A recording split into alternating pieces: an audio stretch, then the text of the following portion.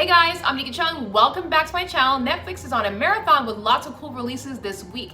This film caught my eye, The Woman in the Window, directed by Joe Wright, who directed The Darkest Hour, Pan, one of my favorite films, and directing the musical drama Scenario that will be released on Christmas Day of 2021 of this year.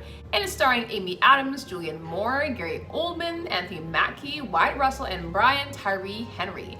Child psychologist Anna Fox, Amy Adams lives alone in a Manhattan brownstone apartment after becoming separated from her husband, Edward. He lives away with their daughter, Olivia, but she talks to him on a daily basis. Anna suffers from agoraphobia, and her household status leads her to observe all of her neighbors from a second-story window, including the Russell family who have recently moved in across the street. She witnesses something she shouldn't have while keeping tabs on the Russell family, the seamlessly picture-perfect clan that lives across the way. This mystery film was chilling. At first, I thought she was talking to her husband on the speakerphone. And then when she gets an unexpected visit from this woman who assumes is Jane Russell, she tells Anna before she left, "You do not know who you're messing with." Anna has cocooned herself into her own home, scared to go outside, has food delivery, watches classic films, and a steady diet of prescription drugs and red wine. That week felt like a month for Anna, but it's only 7 days of torture seeing something out of her window. This reminds me of a Alfred Hitchcock movie. Someone gets injured, bound to their wheelchair, uses their binoculars for leisure, and then they see something crazy across from the other building.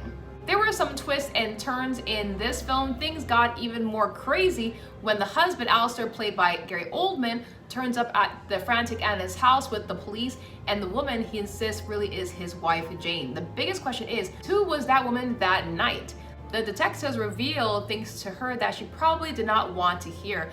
When reality hits you in the face, there were some sad moments in this film, and I felt sorry for Anna dealing with loss and guilt. Alistair ferociously spits invective, calling her a drunken, shut-in, pill-popping cat lady. That was so cold. Although she was dealing with her hallucinations, I still believed her. There was just something off about that teen. Something wasn't really adding up, and it was a mystery. I had a good time watching this film.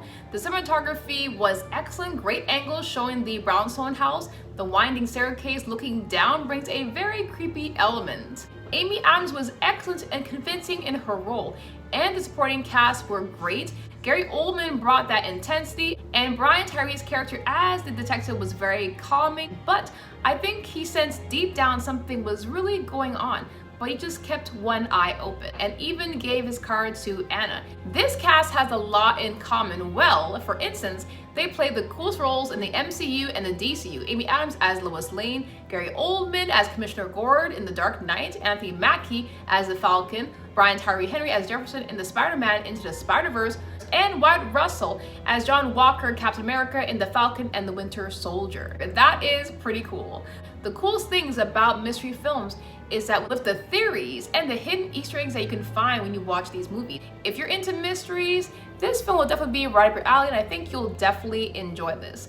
The director embraces to the point of styling his film like Hitchcock, with a lurid palette and homage in framing. He also tries to draw a line between his heroine and hysterical women in Hitchcock movies to make that connection while also offering a critique.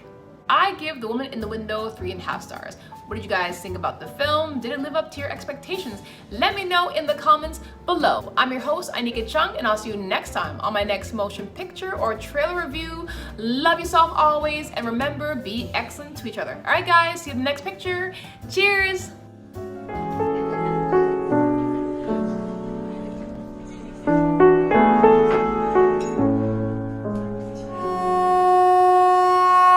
That gonna happen every time? I think so.